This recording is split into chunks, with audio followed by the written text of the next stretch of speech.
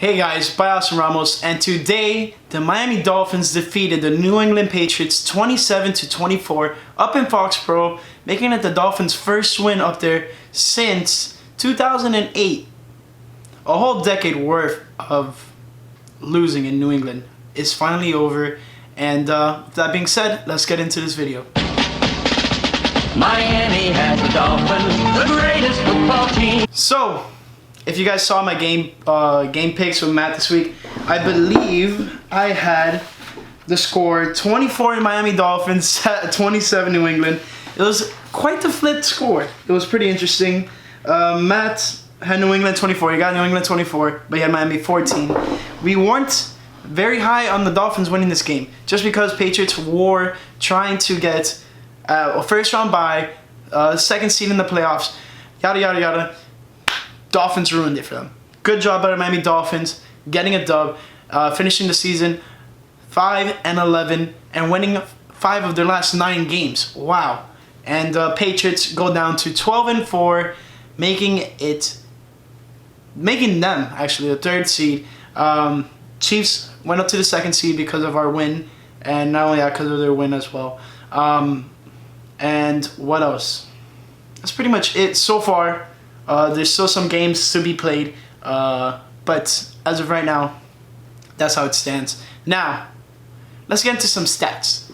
So, to start off the stats, we have Ryan Fitzpatrick going 28 for 41, 320 yards, 1 touchdown, no interceptions, 2 sacks for a loss of 14 yards. And then we also have Albert Wilson and Matt Hack joining him on the passing chart. Albert Wilson 1 for 2, 20 yards. And Matt Hack 0 for 1, and he threw it pretty close, but it couldn't get there. That was his 2nd pass of the year. First one went to Jason Sanders. I'm not sure if he did any other passes that I believe of, but obviously the one that comes to mind is the touchdown against Philly with the special trick play that the Dolphins did on the goal line. Now, let's go to the Patriots. The only passer was, of course, Tom Brady. Went 16 of 29, 221 yards, 2 touchdowns and 1 interception, and a sack for a loss for 4 yards. That interception was a pick 6 by Eric Rowe, and first pick 6 that Brady has had since 2017. I commented on Dudley Do-Wrong's live stream earlier today. I was watching the game and also had his live stream playing there, and I commented and he shouted me out of my video. So I just want to say thank you, man. Really appreciative of that. You've been pretty big inspiration on me getting towards YouTube and just making YouTube videos about the Miami Dolphins. So I want to just give you a second and appreciate that. Now, when it comes to rushing, Miami Dolphins have Patrick Laird running 11 carries for 21 yards. Samaje Perine, both of us struggling with that name. 5 carries, 16 yards. Ryan Fitzpatrick, 5 carries, 15 yards. And Isaiah Ford, 1 carry for 11 yards. I believe Isaiah Ford's rush was pretty much like an end around. He came around and then he got the ball and there was an option to throw it. He tucked it and just ran it after and got quite some yardage. 11 yards, not bad. Now, when we go to the Patriots, we have Sony Michel going for 18 carries for 74 yards, 1 touchdown. Also, Ryan Fitzpatrick had a touchdown run. Don't forget that. And then also Rex Burkhead had 6 carries, 48 yards.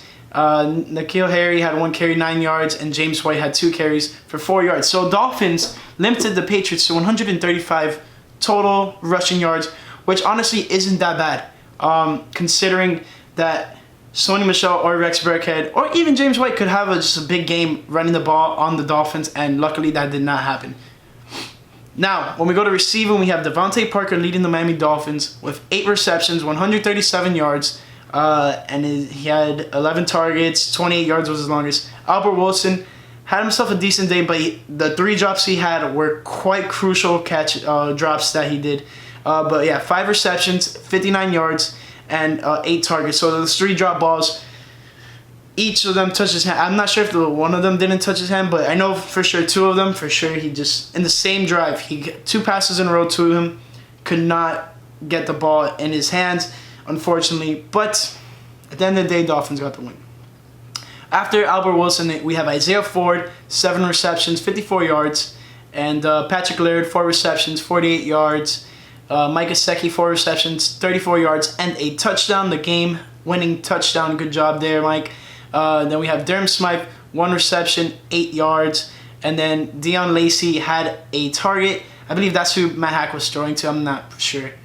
Now when we go to the Patriots, Philip Dorsett II had 1 reception, 50 yards, almost had a touchdown on it. Before that play, there was a pass interference, I believe, or there was just a call that Patriots got an automatic first down. And then following that play, that's when they got that big strike. And that's crazy. Their leading receiver had only 50 yards, 1 reception. That is great for the Dolphins. And then Elandon Roberts, he had 1 reception, 38 yards, 1 touchdown. This play went to a linebacker, number 52 on the Patriots, and he was lined up in the backfield as a fullback per se, because there was already a running back behind Tom Brady. And then he just slipped out of the backfield and went upfield, and nobody picked him up. Nobody picked him up, mainly because he never gets the ball. He's more of in there just to block, and Dolphins forgot about him, left him open, and there was a poor tackle. Tried going for his legs instead of just trying to push him out of bounds. I mean, if the defender would have tried pushing him out of bounds, that play could have been saved, just in the sense of the touchdown, and but it didn't happen. Now let's keep going to Mohamed Sanu, senior, with 3 receptions, 35 yards. Then we have James White, 3 receptions, 33 yards, 1 touchdown. N'Keal Harry, 3 receptions, 29 yards. Julian Edelman, 3 receptions for 26 yards. Rex Burke had 1 reception, 6 yards. And Benjamin Watson had 1 reception for 4 yards. Dolphins did really good on just... Either we did really good on defending the receivers, or they just had a horrible time catching the ball, because overall, just New England couldn't really get anything going receiving-wise. As you can see, nobody on the team surpassed 3 receptions. So that is something to look forward to, especially with the Patriots now not having a bye week and heading into a game possibly against the Buffalo Bills. Who knows? We'll see what the final playoff seeding is. But yeah. Now let's go into some fumble stats. We have Sam McGuavin recovering a fumble. We have Sam McGuavin recovering a fumble, and Ty Hayes also recovering a fumble. And we have Ryan Fitzpatrick fumbling it, but then also getting on top of it. It was a really close play. If this play would have gone to review, the Dolphins easily, possibly could have lost the game. It was close. It looked like either way it could have gone for either team for who recovered the fumble. But luckily the referees gave it in the Dolphins' favor, and it was right before the 2-minute warning, I believe, of the 4th quarter. So, and then also Trevor Davis had a fumble. Now when we look at the New England Patriots, we have James White had a fumble and lost one. Julian Edelman had a fumble, and let's see, Joe Thuney 1 fumble, and Tom Brady 2 recoveries on a fumble. I think that all happened on the last play when they were trying to just get it going. I don't remember any fumbles really happening, but yeah, crazy time there. Now let's go into some key defensive stats. Jerome Baker leading the team once again, I think for the 3rd week in a row as our leading tackler, and he had 9 total tackles, 6 solo. And that's pretty much it. But he had a decent amount of pressures on Tom Brady. Let's see what else. Andrew Van Ginkel, 3rd round pick from this previous draft.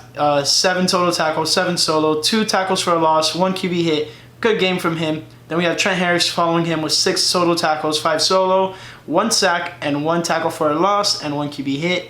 Eric Rowe had 5 total tackles, 4 solo, 1 pass deflection, and 1 touchdown. And that was a pick 6 from earlier I mentioned. And also Nick Needham, 5 total tackles, 3 solo.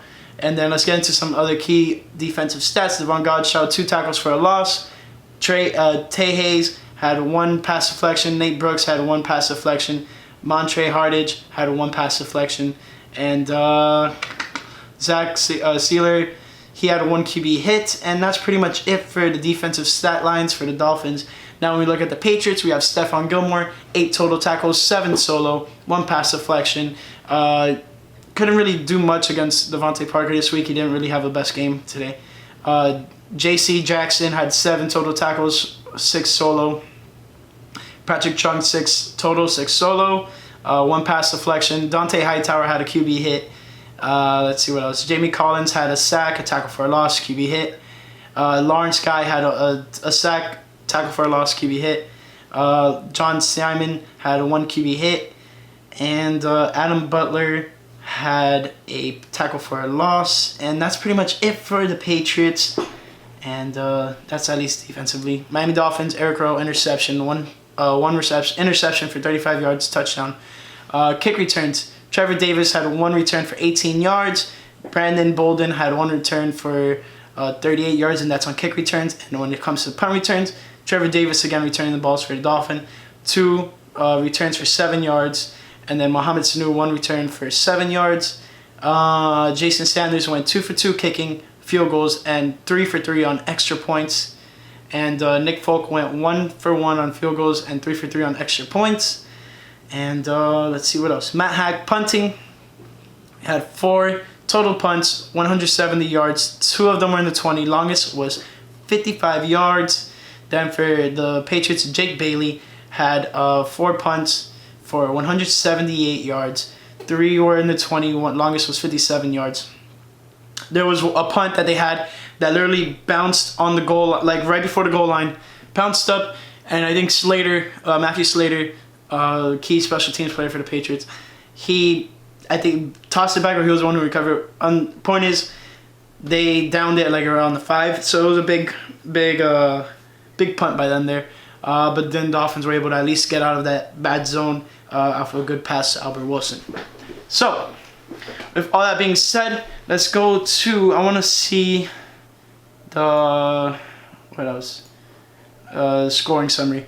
So the scoring summary goes like this: field goal Miami Dolphins, touchdown Miami Dolphins on the pick 6. Then the Patriots come back and score another 10 points, field goal and touchdown. So we're tied at 10 going into the half.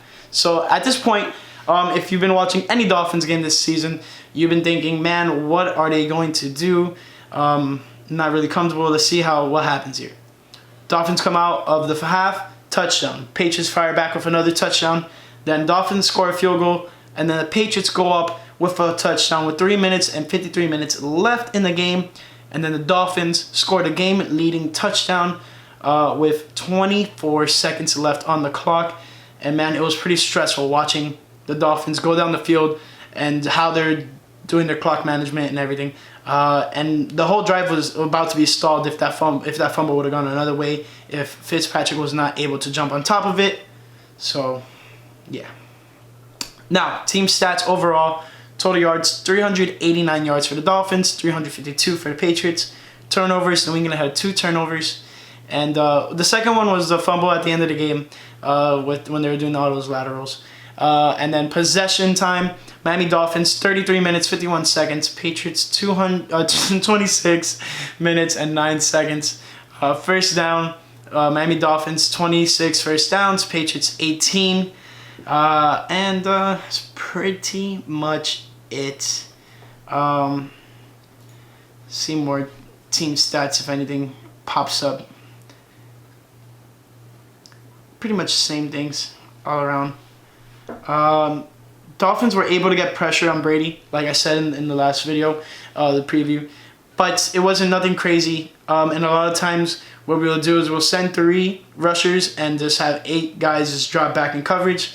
And it works sometimes in the sense of just coverage and not allowing a pass. But besides that, Brady just had a lot of time sometimes, and he would find just the slightest hole and get the ball in where it needed to be. But Dolphins are good. Dolphins are good. We played the game how we wanted to play it and ended up getting the win. And it's a good way to end off the season when you can disrupt the Patriots' playoff chances and just have a good win going into the next season. This is the last game for the Dolphins this season, unfortunately, and sucks that it is like that. But there are good times coming ahead, and you just gotta go through the bad weather and just deal with it. But Dolphins are 5-11 on the season. Then above them in the AFC East, I'm just gonna go over all the AFC East standing right now. I have New York with 7-9, Buffalo Bills 10-6, and the Patriots 12-4. And let's see, we're gonna go to the standings real quick before I close off this video. Conference standings: Baltimore is number 1, Kansas City is number 2, Patriots are number 3, Texans are number 4. Then we have the Bills at number 5, so they will play the Patriots. They're guaranteed to play the Patriots. That's going to be a great game. They had a close game last week or the week before? And yeah, it was last week. And then right now Tennessee's in there with 8-7, but they need to play this game. This game against the Texans. Then we also have the Pittsburgh game. Who are they playing? Pittsburgh is playing Baltimore. And let's see, the last one that has a possibility is the Oakland Raiders. But they need Tennessee and Pittsburgh to lose. And they need a couple more things. They need a couple teams to win. Yeah, so there's that. Miami Dolphins are second to last in the AFC East standings. AFC standings. And then draft position wise, right now we have the Bengals 2-4, number 1 pick. Then Washington Redskins 3-12. I think they're playing right now. Detroit Lions playing right now, and then the Giants are playing right now as well. So Dolphins right now are somewhat locked into the number 5. I think the most we could do is move up to the number 4 pick if we have the New York Giants beat, I believe it is the Eagles. Let's see, Eagles are playing the Giants, yes. So if the Dolphins could move up to number 4, that's pretty much the only thing we could do right now. Yeah, that's pretty much it. So it is what it is. Dolphins won their last 5 of their 9 games. They won 5 games. Great way to close the season. Way to head into the next season with showing that you can get things done with little to no talent. So with all that being said, there's a lot more to come. There's going to be playoff game picks, stuff like that. Also, just upcoming draft stuff, free agency, and just any potential move that the Miami Dolphins are doing. And also, the Super Bowl is going to be here in Miami, and I'm going to try to do anything I can football-related wise to give you guys some stuff to see. Just because it's here in the area, and it'll be very interesting, and I'm interested in that stuff. But that's pretty much it. Final game of the season. Here's what it is. Ended off of a bang, a big win for the Dolphins, knocking down the Patriots. And yeah, that's pretty much it. Hope you guys enjoyed the video. If you did, make sure to leave a nice thumbs up. Don't forget to subscribe. Click the post notification bell option. And check out my Twitter and Instagram at @BioSRamos. And also check out biosramos.com. And last but not least, fins up. Miami has the Dolphins, the greatest football team.